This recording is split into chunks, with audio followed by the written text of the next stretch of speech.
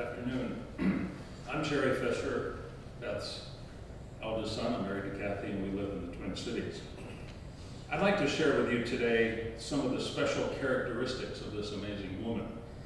She made her time on this earth unique and good for herself, but also for so many others. The first thing to say about Mom is the prominence and centrality of family in her life. She loved her family. She connected with us, or us with her, virtually every day, especially in the last 25 years since Dad passed away. It gave her great joy to send annual birthday cards with an appropriate monetary gift to each of her children and grandchildren. Now, in our family, she was the last of the greatest generation. She endured the Great Depression, supported our father's naval service in World War II, and did not feel entitled to any aspect of life. Like so many of the greatest generation, her philanthropy and volunteer service was given gladly, but also from a deep sense of duty to help others and make our society better. She taught us not to take freedom for granted, but to treasure it, protect it, and nourish it. I learned and lived the power of these values as an exchange student in Berlin in 1960. It was important to her that her children lead successful lives and careers. She conveyed the importance of having strong and unblemished character with integrity at its core. She was our strongest advocate. If she felt we had been dealt an injustice, she would take on whoever levied the wrong. On the other hand, she would say, if we were ever justifiably punished at school, we'd get it twice as bad when we arrived home. And another Bethism, it takes a lifetime to earn a reputation and a second to lose it. Now that may seem heavy, or it may seem like tough love to you, and it was. She had high expectations for her children. She was curious about all our activities. When we were teenagers following our favorite sports teams like the Detroit Tigers, she took it upon herself to know the batting averages of every Tiger every day. She could carry on a full conversation with us on our particular sports or other passion at the time. She was also very interested in the focus of our dating. As we grew serious about selecting spouses, she suggested we write down all the best qualities of those we had dated over the years and prioritize those qualities we'd like to live with for the rest of our lives. It worked. All four of us are in happy, long-term marriages. Mom was a master knitter, and she made beautiful wool sweaters and slippers for each of our spouses and for each of us. Her parenting skills, wisdom, and the generosity of her love were extraordinary. Mom and Dad placed a high priority on education in all its forms. Our national and international vacations, our car trips, our summers, including every one of us attending the Interlochen Arts Camp, our music lessons, our early morning paper routes, our hosting foreign exchange students from Germany and the Philippines, and their encouragement for our leadership roles in student government. All that and more was for the purpose of expanding our horizons and providing quality experiences that would enrich us as human beings and contributing citizens. By the way, Mom loved to sing.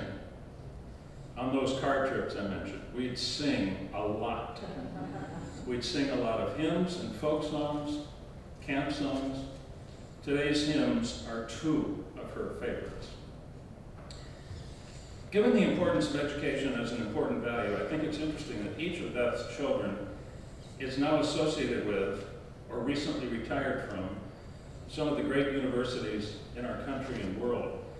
The universities of Michigan, Wisconsin, Rice, and Minnesota. And we're all in roles as teaching or performing artists or as administrative leaders. I know I speak for my siblings when I say how deeply privileged we feel to have had such exceptional parenting and the values that Mom and Dad conveyed to us.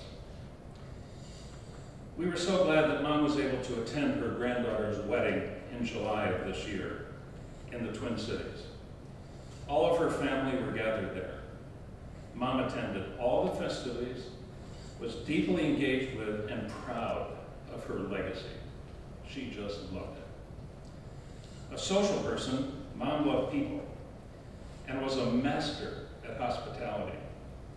It was not uncommon for Dad to call in the late afternoon to alert Mom that he'd like to invite one or more of his visiting colleagues from around the world to supper.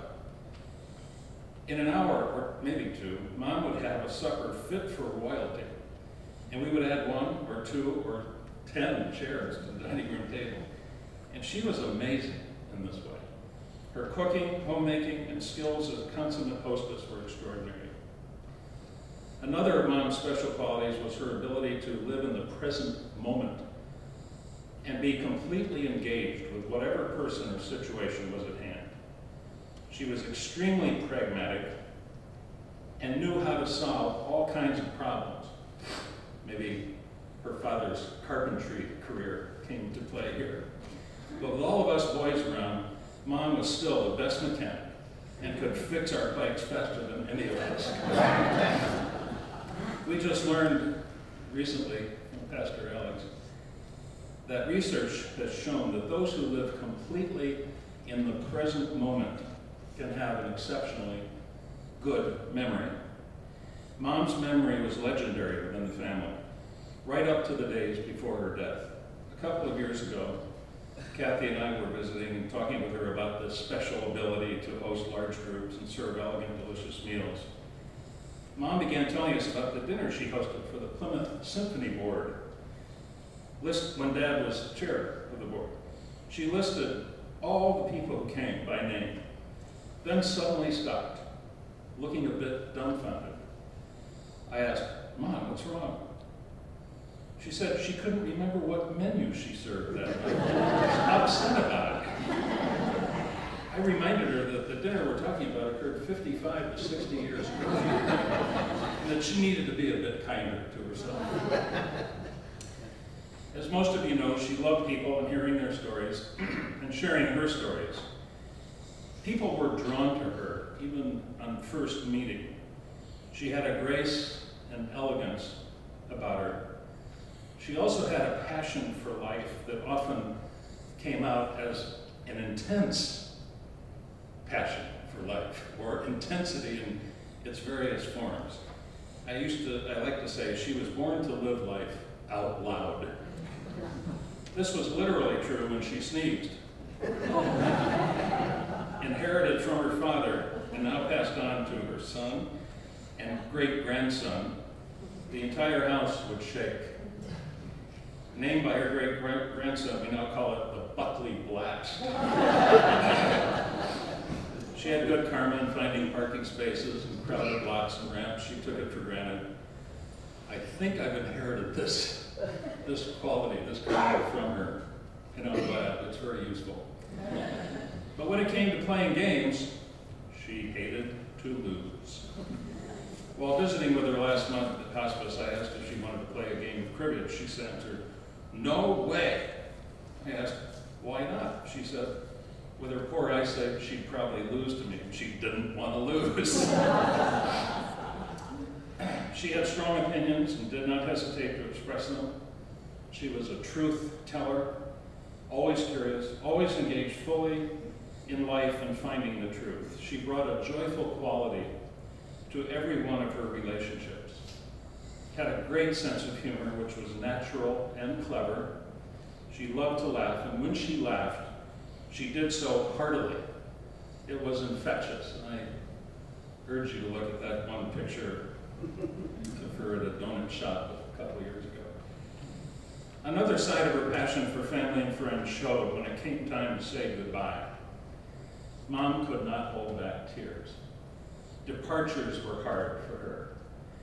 And while she has departed from us for now, and it's hard for us, we can celebrate this amazing woman and her nearly 96 years of living life out loud.